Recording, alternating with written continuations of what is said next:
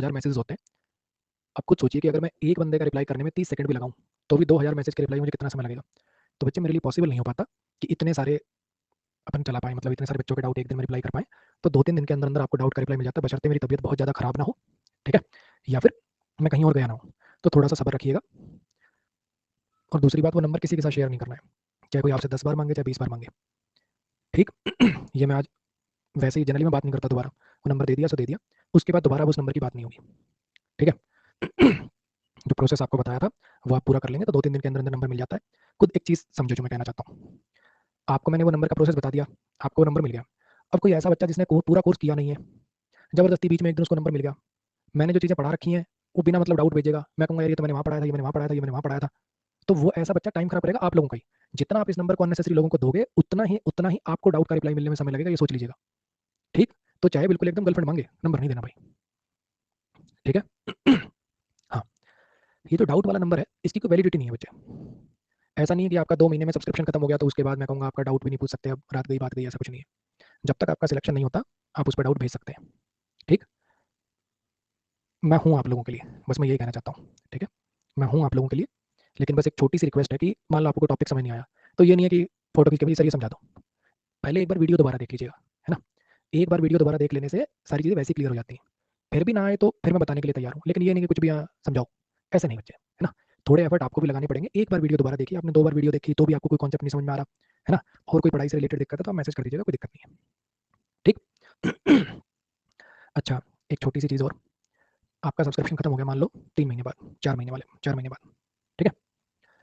उसके बाद मान लो कोई पैटर्न में चेंज आ जाता है, कोई नई चीज़ इंट्रोड्यूस हो जाती है, मुझे आप लोगों को कोई पीडीएफ देनी है, कोई इंपॉर्टेंट वीडियो बोलनी है कि यार ये वाला देख लो इससे काम हो जाएगा, तो कैसे बताऊँगा वो मैं आपको? कैसे पहुँचेगी वो इन्फॉर्मेशन? टेलीग्राम, ठीक है? ऐसी जो कोई भी इन्फॉर्मेशन होगी जो मुझे अपने सब स्टूडेंट्स तक पहुँचानी होगी वो जाएगी टेलीग्राम के थ्रू, ठीक है? जितनी वीडियोज़ डलती हैं वो भी टेलीग्राम पे डलती हैं, पीडीएफ डलती है वो भी टेलीग्राम पे डलती है। तो English by Aman Vashishtha sir Telegram channel हर बच्चे का जॉइन होना चाहिए। उस पे जो वीडियो डले आपको लगे कि हाँ मेरे काम की है तो ठीक है, नहीं लगे तो मत प्ले करना, लेकिन उसको जॉइन रखना। क्योंकि आपको मैं एक एग्जांपल के थ्रू बताता हूँ। एक टॉपिक है जो नया ऐड हुआ, होमोनिम्स करके, कुछ नहीं होते होमोनिम्स, कन्फ्यूजिंग वर्ड्स ही होते हैं। इस बार होमोनिम्स करके नया टॉपिक ऐड हुआ, कुछ नहीं कन्फ्यूजिंग वर्ड्स ही होते हैं। अब जिन बच्चों का कोर्स खत्म होगा तो परेशान हो रहे हैं, सर होमोनिम का क्या करें, होमोनिम का क्या करें? अब मैं एक-एक बच्चे को तो व्हाट्सएप पे वो फाइल भेजने से रहा, तो मैंने क्या करा, फाइल टेलीग्राम पे डाल दी कन्फ्यूजिंग वर्ड्स नाम से, होमोनिम नाम से। कर लो डाउनलोड, पढ़ लो, बात खत्म, है ना? ऐसे ही क्या हुआ कि मेरी बुक आती है जो वोकैब वाली, वोकैब प्रो। अब मुझे उसमें कुछ इडियम्स मुझे लगा कि ऐड करा देने चाहिए, इडियम्स नहीं सॉरी, फिक्स प्रीपोज़िशन, टॉपिक है फिक्स प्रीपोज़िशन, वो अपने पहले किताब में नहीं था। फिर मैं बच्चों को बोलता था फलानी किताब से फिक्स प्रीपोज़िशन याद कर लेना, ये कर लेना, वो कर लेना। फिर बच्चे बोले सर आप अपनी किताब में ऐड करा दो, ये भी तो वोकैब टाइप का ही पोर्शन है। तो मैंने कहा ठीक है, अब नए एडिशन में तो ये आ गया। फिर पुराने वाले बोले सर हम क्या करें अब? तो मैंने पीडीएफ उठाई और टेलीग्राम पे डाल दी, जो नए पेजेस ऐड हुए लो भाई, तुम क्यों दोबारा पैसे लगाओगे, लो ले लो। तो वो एक ऐसा सोर्स है जहाँ पे मुझे जो सब बच्चों तक जो चीज़ पहुँचानी होती है वहाँ पहुँचा देते हैं, ठीक है? चलो, तो क्या-क्या बात कर ली आपने? डाउट का नंबर थोड़ा जुडिशली यूज़ करिएगा, शेयर-वेयर मत करिएगा। दूसरा, डाउट भेजने में बच्चे 2 से 3 दिन का टाइम लग सकता है, बशर्ते मैं बीमार ना हूँ, बीमार हूँ तो भाई देखो 10 दिन भी लग सकते हैं, है ना? गले में दिक्कत हो सकता है, 10 दिन भी रिप्लाई ना आए, लेकिन अपनी तरफ से मैं कोशिश करता हूँ कि 2 से 3 दिन तक आपको मिल जाएगा, ठीक है? अगली बात आपको ये बता दिया टेलीग्राम चैनल क्यों जॉइन करना है।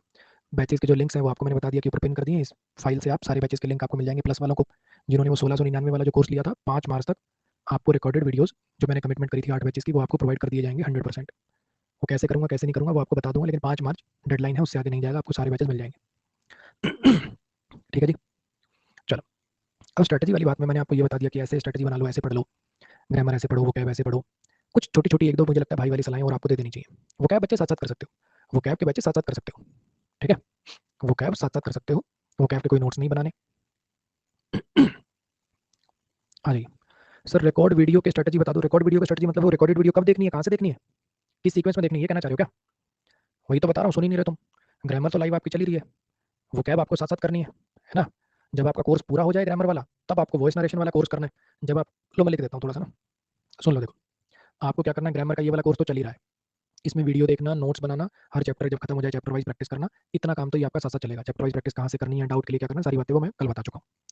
अब रही बात इसके बाद आई वोकैब कब करूँ सर? वोकैब के जो आपने 4 बैचेज़ बताए थे फोटोज़ निमोनिक्स वाले, उनका क्या करूँ सर, कब से शुरू करूँ? भाई आज से शुरू कर दे, क्या दिक्कत है? इसमें कोई रिलेशन तो है नहीं, और इनको किसी भी सीक्वेंस में कर ले उससे भी कोई फ़र्क नहीं पड़ता। ज़्यादा अच्छा रहेगा जिस सीक्वेंस में मैंने प्रोवाइड करी है, उसी सीक्वेंस से आ जाओ, ठीक? एक ही 1-2 बच्चों को पीडीएफ वाली जो ऑप्शन कह रहे हैं, पीडीएफ वाला ऑप्शन नहीं आ रहा, ये नहीं आ रहा, वो नहीं आ रहा। बच्चे आपका एंड्रॉइड वर्ज़न, इसका मतलब एंड्रॉइड 6 से पुराना हुआ इसलिए दिक्कत आ रही है आपको। ठीक है। अच्छा, रीडिंग जब करते हुए आपको 2 महीने हो जाएँ, जब आपको रीडिंग करते हुए 2 महीने हो जाएँ, तो मैंने जो आरसी का बैच आपको बोला था ना, प्लस वालों के लिए 2 बैचेज़ हैं, जिन्होंने वो 1699 वाला लिया उनके लिए, तो एक भी कर लोगे तो बहुत है, ऐसा नहीं कि दोनों ही करने ज़रूरी है। तब वो आरसी वाला अपना बैच लगा लेना। जब ये सब कुछ आपका पूरा हो जाए, जब ये सब कुछ पूरा हो जाए तब अपना प्रीवियस ईयर पेपर सॉल्व करने हैं, ये काम करना है, ठीक है? और बच्चे मेरी तरफ से आरसी होता है बच्चे reading comprehension, passage, PQRS, cloze test, ये वाला पोर्शन। और बच्चे अपनी तरफ से आप जो भी बच्चे मैसेज करते हो सर मैंने कोर्स लिया, हालाँकि ये अनअकैडमी का काम है, आपके पास उनका मेरा काम नहीं है टेक्निकल पार्ट पीडीएफ कैसे डाउनलोड होगी ये वो। फिर भी मैं एक-एक बच्चे को अपनी तरफ से सच बताओ कितने बच्चों ने वो जो नीचे नंबर आता है वहाँ पे या यूट्यूब पे कमेंट करके एक्सेस किया होगा, मैंने हर बच्चे को रिप्लाई दिया है। जितने बच्चों ने कमेंट किया होगा सर मेरा ये नहीं चल रहा, वो नहीं चल रहा, एक बच्चा बता दो कि मेरे पास रिप्लाई नहीं आया सर। मेरे से जो-जो बन पड़ता है बच्चे, सारी चीज़ें करी जा रही हैं, ठीक है?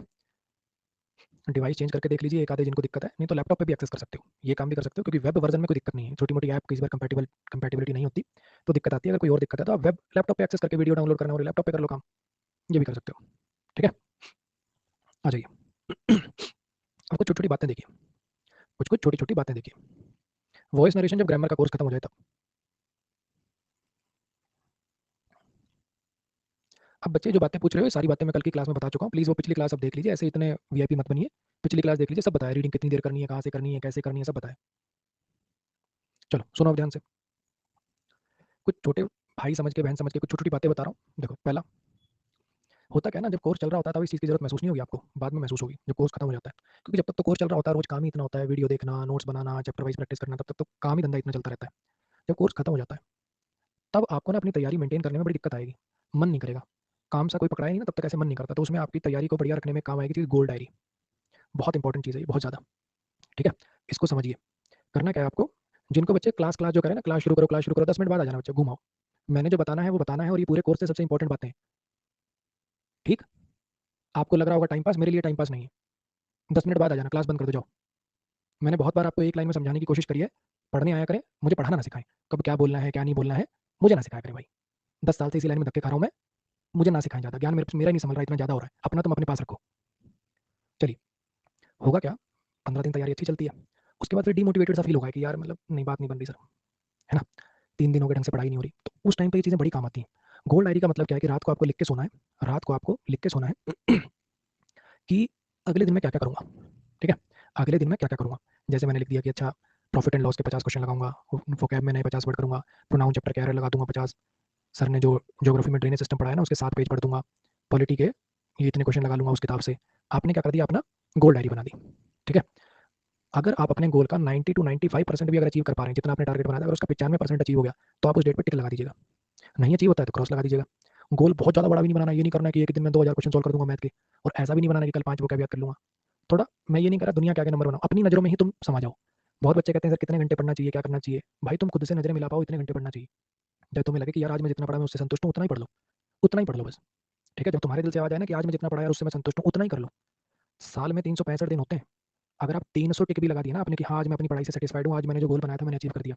300 दिन भी अगर आपकी कॉपी में टिक है तो कोई माइका लाल नहीं है जो आपका नौकरी लगने से रोक दे। अपनी नज़रों में खरे खरे उतर जाओ और किसी की नज़रों में तो मैं कह ही नहीं रहा, ठीक है? तो गोल डायरी बहुत हेल्प करेगी। दूसरा, ऐसे दिन में जब पढ़ने का मन ना करे, तो उस दिन कुछ चीज़ें हैं, मॉक टेस्ट लगाना। ये तब के लिए बता रहा हूँ जब आपका सिलेबस वगैरह खत्म हो जाता है या एटलीस्ट 70% खत्म हो जाता है। मॉक टेस्ट आप लगाना शुरू करिए जब 60-70% सिलेबस कर लिया हो। ये नहीं कि आज तैयारी शुरू करी है, ये तो पता नहीं नाउन क्या होता है, इंग्लिश का पेपर लगाने चल दिया, ऐसे मत करना। कम से कम 60-70% सिलेबस कंप्लीट हो जाए तब लगाना, और मॉक का मतलब है पहले प्रीवियस ईयर। 3 साल के प्रीवियस ईयर पेपर या कम से कम जो अभी पेपर खत्म हुआ 2021 वाला, है ना? या 2022 के प्री वाला, कम से कम पहले वो लगाओ, 22 के प्री वाला बेसिकली मैं कहना चाह रहा हूँ, जो लेटेस्ट है, उतने पहले कंप्लीट करो, तब कोई रैंडम टेस्ट सीरीज़ वगैरह मॉक वॉक लगाते हैं। मॉक लगाने से क्या होता है, टाइम चल रहा है सामने मेरे, तो उससे क्या होता है ना, एक पूरा करने की जो लाइव और रिकॉर्डेड में फ़र्क है ना, रिकॉर्डेड में लेक्चर में अच्छा थोड़ी देर देख लिया फिर ऐसा लगता है हाँ ठीक है बाद में कर लेंगे। वही फ़र्क टाइमर जब चलता है ना, तो आप वहाँ पे अटेंटिव होते हो, वो पूरा हो जाएगा। आ रही है बात समझ में? कुछ आपको अनअकैडमी के साथ भी मॉक मिले होंगे, प्रीवियस ईयर भी और टेस्ट सीरीज़ भी हैं, जो आपको अच्छी लगे सारी अच्छी हैं, जिनके आपने नाम सुन रखे सारी बढ़िया, ठीक? उस दिन कोई इंटरेस्ट का टॉपिक पढ़ें, उस दिन कोई इंटरेस्ट का टॉपिक पढ़ें। हर एक बंदे का एक ना सब्जेक्ट स्ट्रॉन्ग होता है, किसी का मैथ अच्छा होता है, किसी की इंग्लिश अच्छी होती है, जिसमें इंटरेस्ट है वो पढ़ें। ये नहीं कि भैया पहले ही 2 दिन से ढंग से पढ़ाई नहीं हो रही, डिमोटिवेटेड सा फील हो रहा है, मैथ गंदा लगता है और मैथ ही उठा के बैठ गए हैं, वो मत करना, ठीक है जी? ये 2 काम आपको एक पॉजिटिविटी देंगे। ये नहीं कि चलो यार पढ़ने मन नहीं, चलो चाय पीने चलते हैं, चाय पीने गए, फिर वहाँ से मूवी देखने निकल गए, रात को वापस आ गए, दोस्तों के साथ गप्पे मारे। अगला पूरा हफ्ता आपका गिल्ट में बीतेगा कि मैंने किया क्या? 3 दिन से वैसे पढ़ाई नहीं हो रही थी, ये कार्रवाई करने के बाद 7 दिन और नहीं होगी। तो ये सब काम नहीं करने, ठीक है? अच्छा, अगली बात, कुछ छोटी-छोटी चीज़ें हैं। आप में से कुछ बच्चे ना शेयर्ड रूम में रहते होंगे, 2-3 लड़कों ने इकट्ठा मिलकर रूम ले रखा होगा, वहाँ रहते होंगे, ऐसे भी कुछ बच्चे होंगे, है ना? कुछ घर पे रहते होंगे, घर पे मम्मी थोड़ी-थोड़ी देर में बुला के बेटा बिस्कुट लिया, बेटा चीनी लिया, बेटा वो बगल वाली आंटी को ये सामान पकड़ाया, कभी बहन आ जाती है, कभी घर में कुत्ता पाल रखा है वो आ जाता है पूँछ हिलाता हुआ, तो बड़ी डिस्टर्बेंस रहती है।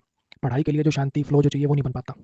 तो कम से कम एक छोटा-सा स्टेप है, महँगा भी नहीं है ज़्यादा, आजकल तो गाँव-गाँव में लाइब्रेरी खुली हुई है, ₹1000 महीने के आस-पास में बड़े आराम से चकाचक लाइब्रेरी आ जाती है 1 नंबर की। सुबह अपना नाश्ता करके निकलिए, लंच पैक करा के ले जाइए और लाइब्रेरी जॉइन कर लीजिए। जब आप 50 लोगों को अपने आस-पास पढ़ते हुए देखते हो ना, तो अपने आप मोटिवेशन आ जाता है, ठीक? जिसको भी ऐसा लग रहा है यार मेरी घर पे पढ़ाई नहीं हो रही या मैं रूम पे 4 लोग होते हैं, बात होती रहती है, पढ़ाई नहीं हो रही है, इस स्टेप को लेने में देर मत करिए, ये बहुत आपके काम आएगा, बहुत आपके काम आएगा। क्लियर हुआ? देखो यार, सिलेबस तो सब कराते हैं, सिलेबस तो सब कराते हैं, मैं आपको ये मान के कि तुम मेरे छोटे भाई हो, बहन हो, ये गाइड कर रहा हूँ कि पढ़ना कैसे, इसलिए पढ़ाऊँगा तो मैं रोज़ ही यार। अभी 2 महीने मेरे पास तुम रोज़ पढ़ोगे, फिर आगे प्रैक्टिस करते रहोगे, मेरे पास पढ़ोगे तो तुम रोज़ ही। ये जो कल की क्लास थी और आज की क्लास थी, इससे इंपॉर्टेंट कोई क्लास नहीं है पूरे कोर्स में, मैं आपको बता रहा हूँ। और ये सारी बातें मैंने यूट्यूब पे भी डाल रखी है, मैं ये भी कह सकता था कि वो वाली वीडियो देख लेना। लेकिन मुझे लगता है कि सुननी चाहिए, हर बच्चे को ये बात लाइव सुननी चाहिए, क्योंकि बहुत ज़्यादा ज़रूरी है, ठीक है? एक छोटी-छोटी बात और, अगर आप इंडिविजुअल रूम में रहते हैं, अपने रूम में ना एक पापा-मम्मी की बड़ी सारी फ़ोटो लगाइए, काफ़ी अच्छी बड़ी, जितना कैलेंडर होता है ना इतनी बड़ी फ़ोटो लगाइए कम से कम। होता क्या है, अब इसमें हँसने वाली कोई बात नहीं है, लेकिन रात को 11-12 बजे के आस-पास फ़ोन चलाते हुए गलत ख़्याल आते हैं मन में, ठीक है? समझ रहे हो मैं क्या कहना चाहता हूँ, ठीक? उसके बाद फिर आधा पौना घंटा खराब हो गया, उसके बाद फिर अगले दिन गिल्ट हो रहता है अलग से, कि यार ये क्या कर रहे हैं हम, पढ़ने का टाइम है और हम ये सब में समय बर्बाद कर रहे हैं। तो अपने रूम पर पापा-मम्मी की एक फ़ोटो लगाइए, फ़ोन में पापा-मम्मी का वॉलपेपर रखिए, लगा लो इसका वॉलपेपर, मैं ये नहीं कह रहा कि उससे खत्म हो जाएगा सब, हॉर्मोन्स हैं वो, मन करेगा आपका, लेकिन काफ़ी हद तक कंट्रोल हो जाएगा, ठीक है जी? तो ये छोटी-छोटी कुछ चीज़ें हैं, जो मुझे लगता है कि आपको करनी चाहिए। देखो भाई सीधी बात है ये कि घुटने घिसेंगे आपके, अगर कोई कहता है कि मज़ाक-मज़ाक में नौकरी लग जाती है, 3 महीने में बने इंस्पेक्टर, 2 महीने में बने इंस्पेक्टर, तो ऐसी दकियानूसी बातें देखो मैं करता नहीं हूँ। 1 साल आपके जीवन का इसमें जाएगा। अगर आप एक्स्ट्रा ऑर्डिनरी नहीं हो, मतलब हद से ज़्यादा वो भयंकर वाले इंटेलिजेंट नहीं हो, तो 1 साल आपके जीवन का जाएगा, ठीक है? लेकिन इस 1 साल को अगर आप अपने आहुति देते हो, तो फिर आपको सम्मान से ज़िंदगी जीने के लिए जो चाहिए वो मिल जाएगा। वो फीलिंग बच्चे बताई नहीं जा सकती, वो सिर्फ फ़ील करी जा सकती है जब आपके पास वो जॉइनिंग लेटर आएगा, जब आप पहले दिन ऑफ़िस जाओगे, जब आपकी पहली सैलरी आएगी ना, ऐसे टन से क्रेडिट होगी, your account has been credited by ZO Jaipur, समझ रहे हो? ये ज़ेडओ बेसिकली वो ऑफ़िस होते हैं जहाँ से सैलरी क्रेडिट होती है, ठीक? मैंने जब जॉइन किया था उस टाइम अब तो 70,000 हो रही है इंस्पेक्टर की सैलरी, उस टाइम ₹53,000 मिलते थे मुझे कट-कटा के, ₹53,891 टन से ऐसे मैसेज आया था। फिर उस सैलरी से जब लेके जाओगे ना, मम्मी के लिए कोई बैग ले गए, हैंडबैग ले गए, पापा के लिए सफारी सूट ले गए, छोटे भाई के लिए घड़ी ले गए, उस फीलिंग की कोई मोल नहीं है यार, उस फीलिंग की कोई मोल नहीं है। पापा के पैसे से मिली हुई बुलेट पे कितनी दुक-दुक कर लो, अपने पैसे की प्लैटिना भी उससे 10 गुना अच्छी है। उसकी अलग फ़ील है भाई, कि मैंने अपनी सैलरी से कमाई है यार, मैं इसको अपनी सैलरी से लेके आया हूँ भाई। लेकिन अगर वो फ़ीलिंग चाहिए ना, अगर वो फ़ीलिंग चाहिए तो फिर घुटने भी घिसेंगे, इस बात को मान लेना। मैं हो सकता है कि आपको शुरुआत में बड़ा रूड लगूँ, एटीट्यूड वाला लगूँ, लेकिन ये मैं आपको वादा कर रहा हूँ कि जिस दिन आपका कोर्स ये खत्म होगा ना, उस दिन आपको मैं क्या चीज़ बोलता हूँ, क्यों बोलता हूँ, डाँट क्यों लगाता हूँ, ये सारी चीज़ें आपको एक-एक चीज़ आपको समझ में आएगी कि ये बंदा ऐसा क्यों कर रहा है। मेरा नुकसान ही होता है इसमें। अगर मैं फ़ोन आगे अड़ा के कमेंट पढ़ना छोड़ दूँ, अपना पढ़ाता रहूँ, तो मैं इससे 3 गुना बच्चे इकट्ठे कर लूँ। लेकिन मुझे ऐसे लोग पता है गुस्सा आता है एक्चुअली उनके ऊपर कि माँ-बाप ने तुम्हारे ऊपर पैसा लगाया और तुम ये सब कर रहे हो। एक मैंने वीडियो भी डाली थी, मैं आपको एक छोटी-सी इंसिडेंट बता रहा हूँ। मैं बेसिकली कॉलेज से पास आउट हो गया, बीटेक करी थी मैंने और भाई जॉब नहीं मिल रही, जॉब नहीं मिल रही। जावा सीखी मैंने, इलेक्ट्रॉनिक्स से हूँ मैं, इलेक्ट्रॉनिक्स में जॉब नहीं थी, तो मैंने जावा सीखी, सीसीएनए सीखी। भाई नौकरी करें 8,000 की नौकरी देंगे, अब दिल्ली नोएडा में रह के 8,000 रुपए में क्या होगा भाई? तो मैं कहा यार ये क्या हो रहा है? पैसे भी माँग लिए घर से, कॉलेज वालों ने भी मतलब कॉलेज करने के बाद नौकरी नहीं लगी, घर वालों ने इसकी भी कोचिंग करा दी जावा-वावा की, 17-18,000 रुपए लगे थे, गुड़गाँव सेक्टर 14 से करी थी मैंने। फिर किसी ने बताया एसएससी नाम की एक भाई पेपर होता है, उसमें ये सिलेबस होता है और उसमें income tax inspector, excise inspector ये सारी चीज़ें आप लग सकते हो। मैंने कहा सिलेबस क्या है? देखा ये है, मैं सैंपल पेपर लेके आया अरिहंत का, उसमें देखा कैसे सवाल आते हैं, 2-4 पेपर लगा के देखे, उस टाइम हमारे टाइम पे कट ऑफ जाता था 97 नंबर, 105 नंबर ऐसे। तो मेरे बिना तैयारी किए नंबर बन गए 78, तो मुझे लगा यार ये तो 20 एक नंबर तो मैं खींच जाऊँगा बड़े आराम से, एक बार कोचिंग-वोचिंग ले ली तो। तो इससे पहले की बात है, एसएससी वाले टाइम से पहले की बात है, ये पता लगने से पहले जब मैं जावा-वावा सीखा करता था।